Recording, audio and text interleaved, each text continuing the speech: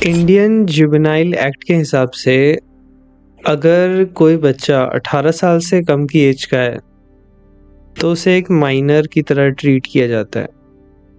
जब वो कोई क्राइम कमिट करता है और उसकी एज 18 साल से कम होती है तो उसे एक मैच्योर पर्सन के मुकाबले सज़ा अलग तरीके से दी जाती है। ऐसा माना जाता है कि इसे अभी भी सुधारा जा सकता है और उसके साथ सेम ट्रीटमेंट नहीं किया जाता जो कि एक 18 प्लस के किसी क्रिमिनल के साथ किया जाता है। एक माइनर ज़्यादा से ज़्यादा क्या ही क्राइम करेगा, चोरी चकारी या फिर रास्ते से किसी का पर्स चुराना। इस तरह के केसेस के लिए सरकार ये मानती है कि इन बच्चों को सज़ा देने के बजाय इन्हें सुधारा जा सकता है और सुधार के इनकी ज़िंदगी बेहतर की जा सकती है। बट सभी केसेस में ये चीज़ सेम नहीं होती है। रेयर ऑफ द रेयर कुछ ऐसे केसेस भी सामने आए हैं इतिहास में जिसमें हमें साफ दिखाई दिया है कि ये जो माइनर और मैच्योर पर्सन के बीच की दीवार होती है ये कुछ क्राइम्स में धुंधली हो जाती है। ये केस है 16 साल के सज्जल बारुई के बारे में।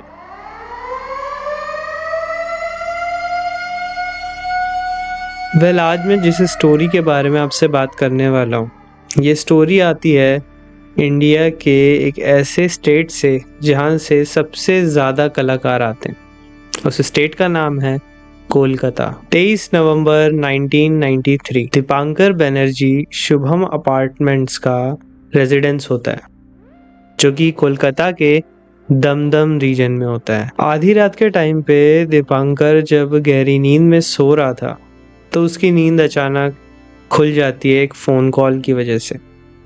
शायद दीपांकर को ये बात नहीं पता थी कि ये जो फ़ोन कॉल जिसकी वजह से उसकी नींद खुली है ये उसका सबसे भयानक सपना होने वाला है। ये कॉल थी 4th फ्लोर के 2 रेजिडेंट्स से जो कि दीपांकर को आधी रात में कॉल कर रहे थे। दीपांकर बताता है कि ये दोनों ही लोग आवाज़ से बहुत ज़्यादा डरे हुए लग रहे थे और घबराए हुए लग रहे थे। वो कह रहे थे कि दीपांकर को जल्द से जल्द 4th फ्लोर पे पहुंचना चाहिए। दीपांकर तुरंत उठता है, अपनी चप्पल उठाता है और 4th फ्लोर पे जाता है। जैसे ही दीपांकर 4th फ्लोर पे पहुंचता है उसे किसी इंसान के बहुत ज़्यादा चीखने चिल्लाने की आवाज़ें आ रही होती हैं। जब वो 4th फ्लोर पे पहुंचता है तो वो देखता है कि ये आवाज़ें 4th फ्लोर के ही एक फ्लैट से आ रही थी जो फ्लैट था सुबल बारुई के नाम पे। सुनने में ऐसा लग रहा था कि जैसे उस फ्लैट के अंदर से कोई जोर जोर से चीख के मदद मांग रहा हो। इसलिए दीपांकर तुरंत डमडम पुलिस स्टेशन में कॉल कर देता है। पुलिस वहां पहुंचते ही सबसे पहले उस दरवाजे को तोड़ती है और देखती है कि आखिर ये किसके चीखने चिल्लाने की आवाजें आ रही हैं अंदर से। जैसे ही पुलिस उस फ्लैट के एक कमरे से दूसरे कमरे में बढ़ रही थी ना, पुलिस को ये भरोसा होता जा रहा था कि ये जो सीन वो देख रही है ये पूरे कोलकाता में सबका दिल दहला देने वाला है। जैसे ही पुलिस उस फ्लैट में घुसती है वो देखती है कि सबल बारुई का बेटा सजल बारुई एक चेयर से बंधा हुआ है। उसके हाथ चेयर के पीछे एक रस्सी से बंधे हुए थे। सजल बारुई जिंदा था। इसे देखने के बाद पुलिस और दीपांकर दोनों को थोड़ी सी राहत मिलती है, बट ये जो राहत थी ये सिर्फ कुछ देर के लिए ही थी। जैसे ही वो आगे बढ़ते हैं उस फैमिली के और लोगों को देखने के लिए एक बहुत ही भयानक सीन उनका इंतज़ार कर रहा होता है। जैसे ही वो ड्राइंग रूम के बगल के कमरे में जाते हैं वहाँ पे सुबल बारुई की वाइफ नियति बारुई भी एक चेयर से बंधी होती है। नियति बारुई के हाथ भी चेयर के पीछे एक रस्सी से बंधे होते हैं, बट यहाँ कुछ डिफरेंट होता है। नियति बारुई का जो सर होता है वो एक तरफ को झुका हुआ होता है और वो बिल्कुल भी हिल डुल नहीं रही थी, ना किसी तरीके की मदद मांग रही थी या चीख चिल्ला रही थी सजल बारुई की तरह। पुलिस जल्दी ये बात समझ जाती है कि नियति बारुई मर चुकी है। नियति बारुई का मर्डर हो चुका है। डॉक्यूमेंट्स के हिसाब से नियति बारुई एक चादर से ढकी हुई थी, बट ये सीन यहीं पे ख़त्म नहीं होता है। ये किसी हॉरर मूवी की तरह था वहाँ उस पुलिस के लिए। जैसे ही पुलिस एक कमरे से दूसरे कमरे में जा रही थी, ये जो पूरा सीन था ये और भी ज़्यादा भयानक होता जा रहा था। पुलिस बहुत ही सावधानी से अगले कमरे की तरफ बढ़ती है। पुलिस जैसे ही उस कमरे का दरवाज़ा खोलती है, वहाँ पे पुलिस को दिखाई देता है सुबल बारुई, जो कि इस फ्लैट का मालिक था। वो डेड पड़ा था ज़मीन पर। सुबल बारुई के शरीर पे बहुत सारे चाकुओं के मारे हुए निशान थे और सुबल बारुई के पैर भी बंधे हुए थे। और उसी रूम में जहाँ सुबल बारुई का शरीर था, सुबल बारुई का बड़ा बेटा काजल बारुई भी उसी कमरे में चेयर से बंधा मरा हुआ था। एक नॉर्मल से दिखने वाले फ्लैट से आती हुई कुछ चीखों की वजह से जो पुलिस घर का दरवाजा तोड़ के अंदर घुसी थी, वो अब विटनेस कर रही थी एक फैमिली साइट को। यानी कि इस फैमिली के सभी सदस्य मारे गए थे, मर्डर किया गया था इस फैमिली के सभी सदस्यों का, एक्सेप्ट उनका छोटा बेटा सजल बारुई। ये सिचुएशन पुलिस के लिए भी इतनी ज़्यादा दिल दहला देने वाली थी कि पुलिस को भी थोड़ी झिझक और थोड़ी सी घबराहट हो रही थी सजल बारुई से पूछताछ करने के लिए, क्योंकि इस पूरी घटना में एक सजल बारुई ही पुलिस के लिए विटनेस था, सबसे बड़ी लीड थी पुलिस के लिए। लेकिन पुलिस के दिमाग में ये था कि एक 16 साल का बच्चा जिसने अभी अभी अपने पूरे परिवार को खोया है, वो भी इतनी भयानक तरीके से, वो किस तरह संभाल पाएगा अपने आप को। पुलिस इमेजिन भी नहीं कर पा रही थी सजल बारुई के पेन को। बाद में पूछताछ के बाद सजल बारुई पुलिस को बताता है कि पिछली रात जब सजल बारुई और उसकी माँ शाम को लगभग 7 बजे के आसपास अपने लिविंग रूम में बैठकर टीवी देख रहे थे, तो 7 अनजान आदमी उनके घर में फोर्सफुली घुस जाते हैं और वो सजल बारुई को पकड़कर चेयर से बांध देते हैं और दूसरे कमरे में उसकी माँ नियति बारुई को चेयर से बांध देते हैं। उसके बाद वो उसकी माँ को मार देते हैं। जब ये घटना हो रही थी तो सजल बारुई बताता है कि उसके पिता और उसका भाई दोनों ही घर से बाहर थे और इसके बाद सजल बारुई बेहोश हो गया था, इसलिए उसे इसके बाद क्या हुआ कुछ भी नहीं पता। सजल से ये सारी जानकारी लेने के बाद कि वहाँ उस रात एग्जैक्टली क्या क्या हुआ था, कोलकाता पुलिस अपनी इन्वेस्टिगेशन शुरू करती है। जब ये पुलिस की इन्वेस्टिगेशन शुरू होती है ना, तो सजल एक प्राइम विक्टिम था पुलिस के लिए। बट जैसे जैसे ये इन्वेस्टिगेशन आगे बढ़ती है, तो सजल, जो कि पहले एक प्राइम विक्टिम था, अब एक प्राइम सस्पेक्ट बन चुका था। सीन ये था ना कि जो सजल था वो पुलिस को ज़्यादा कुछ जानकारी नहीं दे पा रहा था उस दिन के बारे में, और सजल के शरीर पे किसी तरीके के रेजिस्टेंस के या किसी तरीके के चोट के निशान भी नहीं थे। और एक बहुत ही ज़रूरी बात जो पुलिस को वहाँ पे समझ में नहीं आ रही थी, आखिर क्यों वो जो भी लोग थे जिन्होंने अटैक किया था इस फैमिली पे, उन्होंने फैमिली के हर एक मेंबर को मार दिया बट सजल बारुई को जिंदा छोड़ दिया। जब पुलिस सजल से पूछताछ करती है तो सजल उन्हें बताता है कि आखिर सच में हुआ क्या था। और जब सजल ये पूरी कहानी बता रहा होता है तो पुलिस के पैरों तले जमीन खिसक जाती है। उस घर में जो 3 लोगों का मर्डर हुआ था, उसके पीछे किसी और का नहीं बल्कि सजल बारुई, उसी घर के 16 साल के छोटे बेटे का ही हाथ था। सजल पुलिस को बताना शुरू करता है। 22 नवंबर की शाम को सजल अपने कुछ दोस्तों के साथ, जो कि 16-17 साल की एज के ही थे, उनके साथ पूरी प्लानिंग के साथ उस फ्लैट में आता है, अपने घर में आता है। ये घटना जो सजल बारुई पुलिस को बताता है कि ये कोई ऐसा नहीं था कि अनइंटेंशनली हुआ था। ये जो पूरा मर्डर था वो एक प्लान मर्डर था, जो प्लान किया था सजल बारुई ने।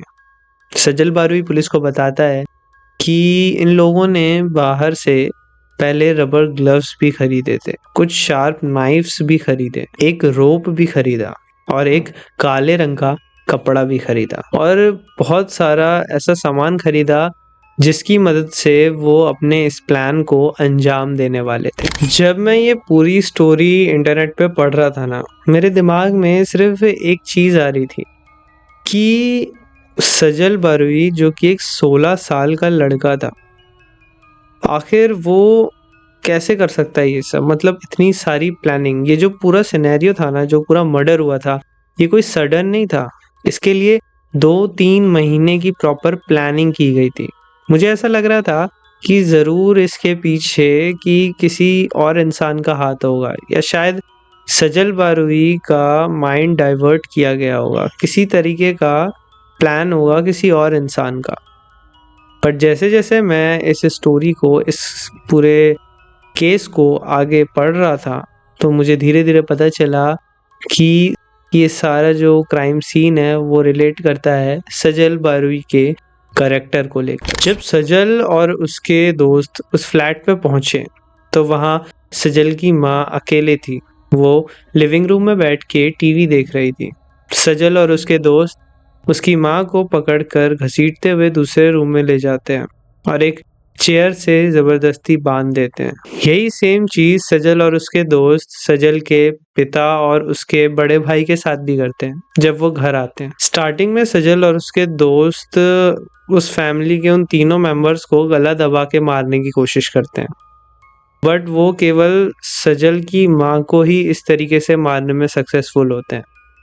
इसलिए वो डिसाइड करते हैं कि वो उन शार्प नाइफ्स का यूज़ करेंगे जो वो अपने साथ लेकर आए थे मारने के लिए सजल के पिता और उसके बड़े भाई काजल को। क्योंकि ये जो सारा काम था ये कुछ 16-17 साल के लड़के कर रहे थे, उन्हें ये क्राइम करने में 3 घंटे के लगभग लग जाते हैं। और जब वो सारे लड़के ये क्राइम कमिट करते हैं उसके बाद टाइम होता है ये सारे जो क्राइम है इसको कवर अप करने का। सजल के बताए अनुसार उसके जो दोस्त होते हैं वो उन सारे वेपन्स को जो भी उन्होंने इस्तेमाल किया था मर्डर में उसे मस्टर्ड ऑयल से धोते हैं और फिर पानी से धोते हैं और जो भी सबूत होते हैं जो उन्हें मिलते हैं वहाँ पर वो उन सबको जला देते हैं। अगर आपको ये सारी चीज़ें सुन के बुरा लग रहा है या फिर ऐसा लग रहा है कि ओ माय गॉड ये क्या है, तो अब जो मैं आपको बताने वाला हूँ उसे सुनने के बाद आपके पसीने छूट जाएंगे।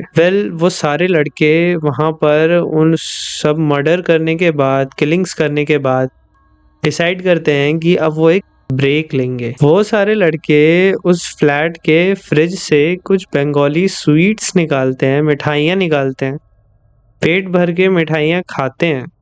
उसके बाद पैसे निकाल कर उस फ्रिज में वो पैसे रख देते हैं एज अ पेमेंट जो मिठाइयाँ उन्होंने खाई थी। बाद में पता चलता है कि ये जो पेमेंट वाला चीज़ था ना, इसका इंस्पिरेशन उन लड़कों को मिला था किसी अमेरिकन सीरियल किलर से जो कि अपने किलिंग के बाद रामेन खाता है और उसका पेमेंट करता है। ये सब पढ़ने के बाद मुझे सजल का जो करेक्टर है वो धीरे धीरे समझ में आने लग गया था कि सजल एक नॉर्मल किड नहीं था और ना ही वो कोई ऐसा बच्चा, शैतान बच्चा था जिसे पेरेंट्स ने टॉर्चर किया हो इस टाइप का।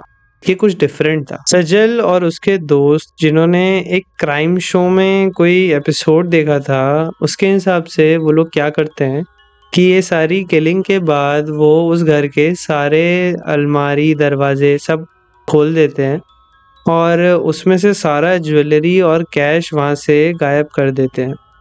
इस पूरे सीन को ऐसा दिखाने के लिए कि यहाँ पे कोई चोरी की जा रही थी और उस चोरी को अंजाम देते देते यहाँ पर एक फैमिली मर्डर हुआ है। और इन सब चीज़ों को करने के बाद लास्ट में सजल के जो फ्रेंड्स होते हैं वो सजल पे कुछ छोटी मोटी इंजरीज देकर उसे एक चेयर से बांध देते हैं, उसके हाथ चेयर के पीछे बांध देते हैं और उस घर के दरवाजे को बंद कर देते हैं जाने से पहले, ऐसा दिखाने के लिए कि सजल यहाँ पर विक्टिम है। सजल खुद ही एक 16-17 साल का लड़का था और अपने जैसे 16-17 साल के बाकी लड़कों को इतना ज़्यादा भयानक क्राइम करने के लिए मना लेना अपने आप में एक बहुत ही वियर्ड चीज़ थी। मतलब it's next to impossible, right?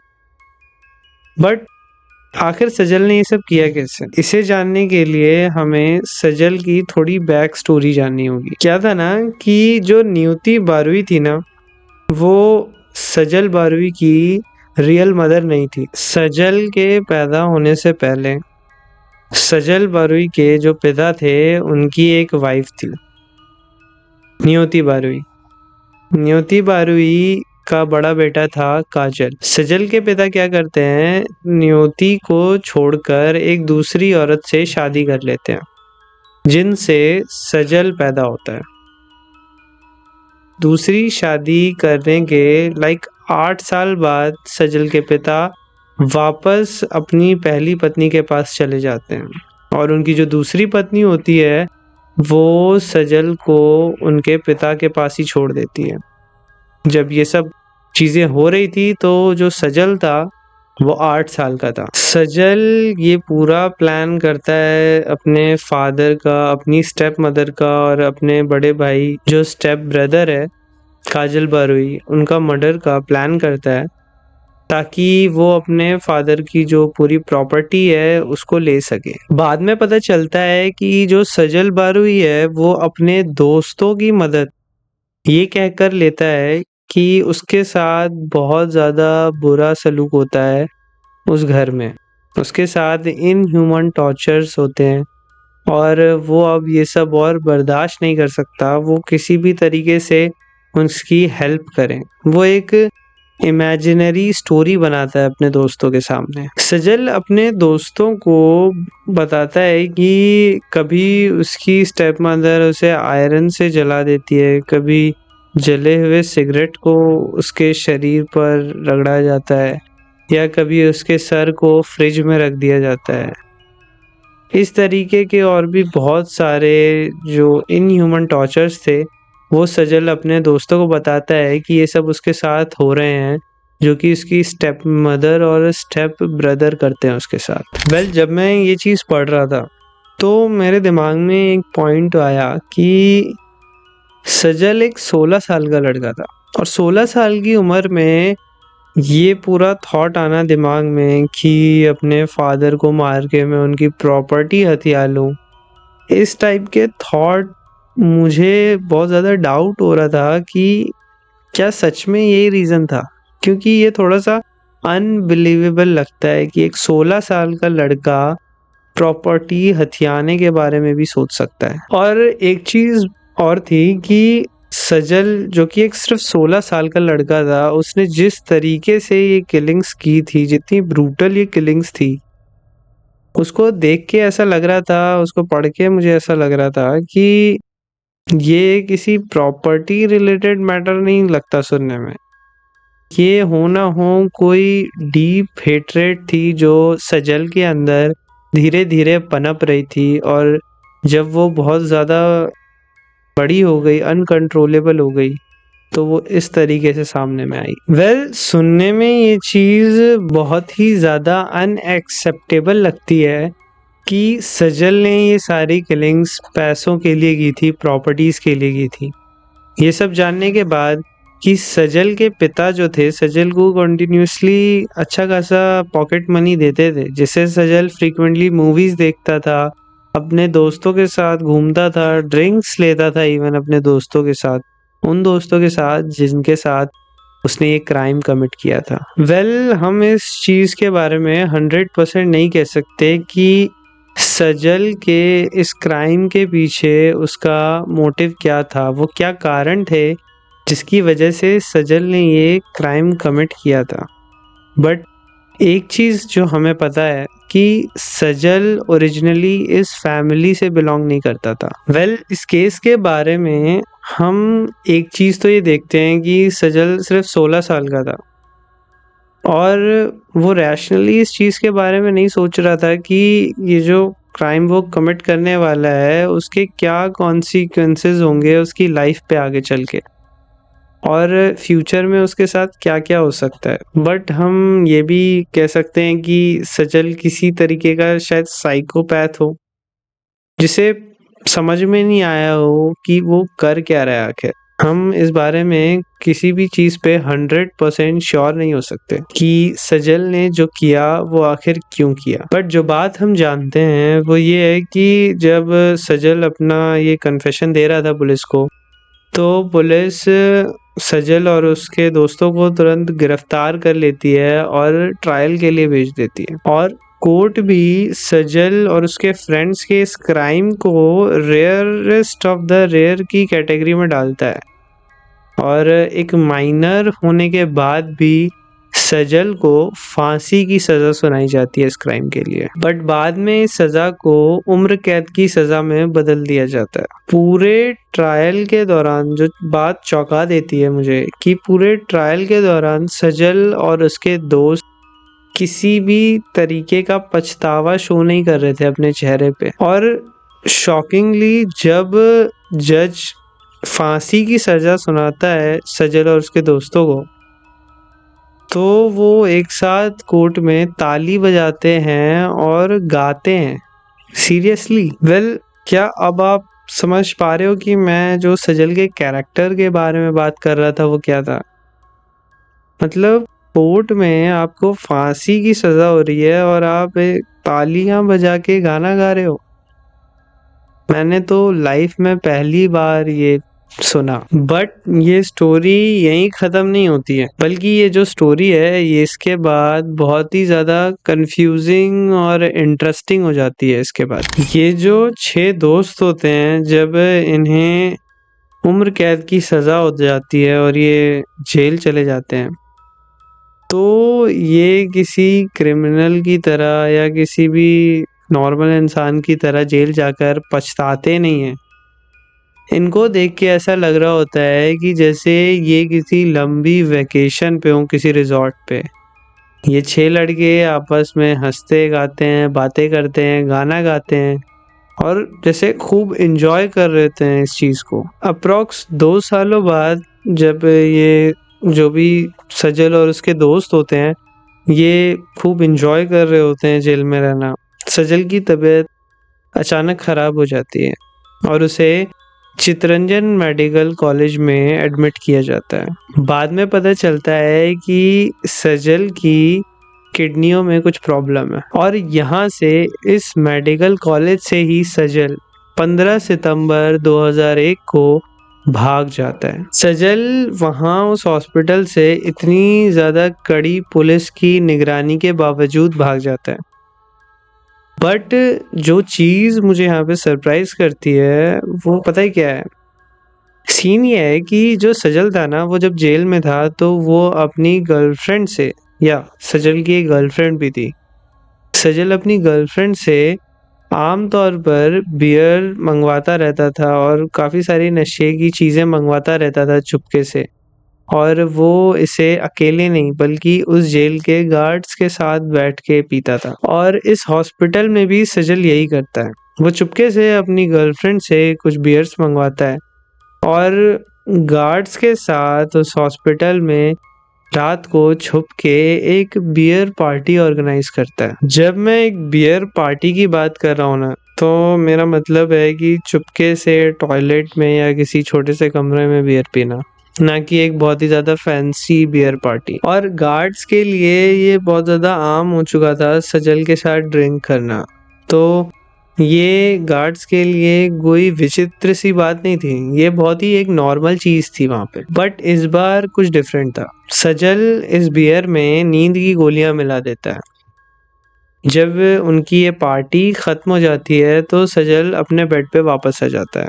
आधे घंटे तक वेट करने के बाद सजल वापस बाहर जाता है। वहाँ पर वो सारे गार्ड सो चुके थे उन नींद की गोलियों की वजह से, और सजल आराम से वॉक करता हुआ उस हॉस्पिटल से बाहर निकल जाता है। ये फैक्ट कि सजल किस तरीके से उस हॉस्पिटल से भागा था, ये कोलकाता पुलिस के लिए एक बहुत ही शर्म की बात थी। ये एक बहुत ही बड़ा फेलियर था कोलकाता पुलिस के लिए। इस सब के बाद कोलकाता पुलिस ने कई सारे रेड्स किए, कई सारी कोशिशें की सजल को पकड़ने की, बट वो किसी में भी सक्सेसफुल नहीं हो पाए क्योंकि सजल कोलकाता में था ही नहीं। सजल भागकर मुंबई जा चुका था। सजल जब मुंबई भाग के जाता है तो वहाँ कुछ महीने स्पेंड करने के बाद वो वहाँ एक दूसरी लड़की से मिलता है। वहाँ सजल उस लड़की से शादी करता है और शादी के कुछ टाइम बाद साल 2002 के मिड में वो वापस कोलकाता आता है। आप और मैं, हम जैसे लोग यही सोचेंगे कि वापस कोलकाता जाने के बाद भी सजल, जो कि इतनी मुश्किल से उस जगह से भागा था, अब वो एक नॉर्मल लाइफ जिएगा, थोड़ा सा छुप के रहेगा, छोटी छोटी चीज़ों को अपनी लाइफ में एंजॉय करेगा और ये जो फ्रीडम जो उसने चुराई थी अपने लिए वो उसे एंजॉय करेगा। बट नहीं, सजल इस सब से बहुत ही ज़्यादा अलग था। कोलकाता में सजल एक हटकटा बिशु नाम के आदमी से मिलता है और सजल अपना नाम बदलकर कमल रख लेता है और उस क्रिमिनल के साथ काम करना शुरू कर देता है। कुछ टाइम बाद ही ये जो सजल था जिसने अपना नाम कमल रख लिया था, वो पुलिस के रेडार में आ जाता है और इसके बाद सजल अपना नाम दोबारा चेंज करता है और अब वो अपना नाम रखता है शेख राजू। बट फरवरी 2003 में ये शेख राजू नाम का जो आदमी था, जो रियल में सजल था, उसे पुलिस दोबारा गिरफ्तार करती है चेन स्नैचिंग और रॉबरी के केस में। ठीक 2 साल के बाद, मतलब जब वो हॉस्पिटल से भागा था उस चीज़ को 2 साल हुए थे और इस बीच सजल मुंबई जाके शादी करता है, इवन वापस कोलकाता भी आ जाता है, अपना नाम 2 बार चेंज करता है और फिर भी पुलिस के रेडार में आके पुलिस उसे पकड़ लेती है। सजल के लिए ये चीज़ कोई घबराने वाली नहीं थी क्योंकि पुलिस को तो वहाँ पता ही नहीं था कि उन्होंने शेख राजू नाम के किसी चोरी चकारी करने वाले इंसान को नहीं, बल्कि सजल नाम के एक कोल्ड ब्लडेड सीरियल किलर को पकड़ा है। पुलिस इस बार सजल को, जो कि अब शेख राजू था, उसे एक दूसरे जेल में डालती है। शेख राजू ये सोचता है कि ठीक है, इस बार भी वो, क्योंकि उसका नाम चेंज है और वो सिर्फ एक रॉबरी के केस में है, तो वो पिछली बार की तरह भी निकल जाएगा बाहर। बट इस बार जो सजल, जिसका नाम अब शेख राजू था, वो उसका लक काम नहीं करता इस बार। मैंने आपको बताया था कि जब पहली बार उसको, सजल को लाइफ इम्प्रिजनमेंट की सज़ा सुनाई गई थी, उम्र कैद की सज़ा सुनाई गई थी, तो वो किसी नॉर्मल क्रिमिनल की तरह नहीं रह रहा था। वो बहुत ही ज़्यादा मज़े कर रहा था, अपने दोस्तों के साथ चिल कर रहा था जैसे कि वो किसी वेकेशन पे हो।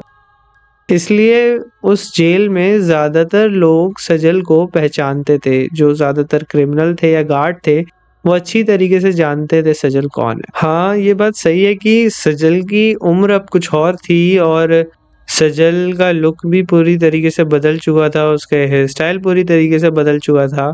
बट जब सजल उस जेल में वापस जाता है जहाँ वो पहले था, उन लोगों के साथ जो फर्स्ट टाइम में थे वहाँ पर, तो वो जो भी लोग होते हैं वो सजल को पहचान लेते हैं। वहाँ पे वो जो प्रिजनर्स होते हैं बाकी, वो सजल को पहचान लेते हैं। ये जो बंदा यहाँ पर आया है ना, ये शेख राजू नहीं बल्कि द सीरियल किलर सजल है। इसके बाद उस जेल में परवेल नाम का एक आदमी सजल के पास भी आता है और उसे धमकी भी देता है कि वो पुलिस को बता देगा कि वो शेख राजू नहीं बट कि सजल है। और सजल उस इंसान को प्रॉमिस भी करता है कि हाँ ठीक है, वो उसे 30,000 रुपये देगा जब वो इस जेल से छूट जाएगा, बस वो किसी को ना बताए कि वो शेख राजू नहीं बट कि सजल है। परवेज क्या होता है ना, वो सजल की बात नहीं सुनता और सजल को एक्सपोज कर देता है। सजल को इस सब के बाद वहाँ का जेलर भी पहचान जाता है। इन सब के बाद सजल को वहाँ कोलकाता की पुलिस वापस से पहचान जाती है और सजल को ये सारी रॉबरी और अपनी फैमिली की किलिंग्स के लिए दोबारा उम्र कैद की सज़ा हो जाती है। बट अगर आप अब ये सोच रहे हो कि ठीक है, फाइनली अब ये जो सजल है, जो इस सब के बाद भी पकड़ा गया है, वो डिसाइड करेगा कि नहीं अब ये सुधर जाएगा, तो शायद आप सजल के करैक्टर को ठीक से समझे नहीं हो। शॉकिंग बात यह है कि सजल इसके बाद भी जब उस जेल में बंद होता है ना, तो वो शांत नहीं बैठता है, बल्कि अपने बाहर रॉबरी के नेटवर्क से भी ज़्यादा खतरनाक क्रिमिनल्स के साथ एक नया नेटवर्क बनाता है उस जेल के अंदर। इस नेटवर्क में एक आदमी होता है जिसका नाम होता है आफ्ताब अंसारी। आफ्ताब अंसारी वही आदमी था जिसने 2002 में कोलकाता के अमेरिकन सेंटर में एक टेररिस्ट अटैक को अंजाम देने में हेल्प किया था। इस नेटवर्क में देवशीष चक्रवर्ती नाम का भी एक आदमी था, एक ऐसा क्रिमिनल जिसने अपनी गर्लफ्रेंड को मारा और उसे मारने के बाद उसकी माँ को मारने की भी कोशिश की। एक चीज़ अच्छी होती है कि उस जेल के जेलर को इस नेटवर्क के बारे में पता चल जाता है, और जैसे ही वहाँ की पुलिस को इस नेटवर्क के बारे में पता चलता है, वो डिसाइड करते हैं कि वो इन सारे कैदियों को अलग अलग जेल में शिफ्ट कर देंगे ताकि उनका ये नेटवर्क टूट जाए। सजल अब एक और नए जेल में था, और ये सब भी काफ़ी नहीं था सजल को रोकने के लिए, क्योंकि सजल अब तक न जाने कितने जेलों में घूम चुका था, और वो तो इवन वहाँ के लोगों को एक टूर गाइड की तरह भी बता सकता था कि कौन से जेल का खाना अच्छा है, कौन से जेल का टॉयलेट बेहतर है, कौन से जेल में ज़्यादा सुविधाएं हैं। सजल इस पॉइंट पे भी शांत नहीं बैठता। सजल फाइनली डिसाइड करता है कि अब उसे कुछ और करना होगा अपनी फ्रीडम के लिए। पिछली बार की तरह इस बार वो हॉस्पिटल से भागेगा नहीं। सजल इस बार लीगल एक्शन लेने का ट्राई करता है अपनी फ्रीडम के लिए। पॉइंट ये होता है कि जब सजल को गिरफ्तार किया गया था उसके फैमिली के 3 लोगों के मर्डर के लिए, तो उस टाइम पे जो इंडिया में जुवेनाइल जस्टिस के लॉज होते हैं ना, उसके हिसाब से 16 साल या उससे कम उम्र के बच्चों को माइनर की तरह ट्रीट किया जाता है। और सजल ने जिस टाइम पे एक क्राइम कमिट किया था वो 16 साल और 11 महीने का था, इसलिए सजल को एक माइनर की तरह नहीं बल्कि एक मैच्योर क्रिमिनल की तरह ट्रीट किया जाता है। बट 2000 में इंडिया में एक नया जुवेनाइल एक्ट आता है जिसके हिसाब से अब 16 नहीं बल्कि 18 साल या उससे कम के जो भी बच्चे होंगे उन्हें माइनर की तरह ट्रीट किया जाएगा, और केवल 18 साल से ऊपर की उम्र के जो क्रिमिनल्स होंगे उनको एक मैच्योर क्रिमिनल की तरह ट्रीट किया जाएगा। बट यहाँ पर जो सबसे ज़्यादा इंटरेस्टिंग बात थी वो ये थी कि जो ये एक्ट आया था ना साल 2000 में, इस एक्ट के हिसाब से ये जो भी लॉ था ये उन लोगों पर भी अप्लाई होता था जिन्होंने इस एक्ट के पहले कोई क्राइम किया है। यानी कि अब सजल भी इस एक्ट के अंदर आता था, और सजल को क्योंकि वो 16 साल और 11 महीने का था और 18 साल की उम्र से कम था, इसलिए अब उसे जेल में नहीं रखा जा सकता था।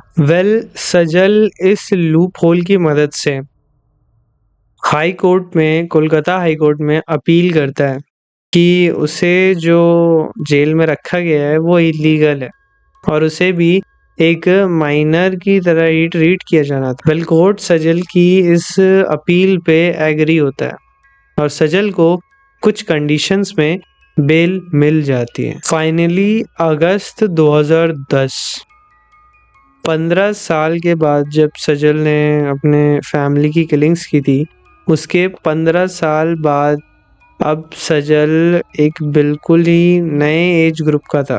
वो अब जेल से बाहर होता है। अब सजल एक सिर्फ 16 साल का बच्चा नहीं था, वो एक 30s का इंसान बन चुका था जिसने अपनी लाइफ का ऑलमोस्ट 50% अब तक का जेल में ही बिताया था। जब सजल जो कि जेल से निकल के अपने लॉयर्स की कार में बैठता है और रिपोर्टर्स उससे पूछते हैं कि अब वो क्या करेगा, तो सजल अपने कार का विंडो बंद करते हुए उन्हें बताता है कि जेल में उसने पेंटिंग्स की क्लास लेना शुरू किया था और उसका इंटरेस्ट अब पेंटिंग्स में, और वो जल्द ही एक आर्ट एग्जीबिशन भी ऑर्गेनाइज करने वाला है। इवन सजल की कई सारी पेंटिंग्स तो सोल्ड भी हुई थी जब वो जेल के अंदर ही था।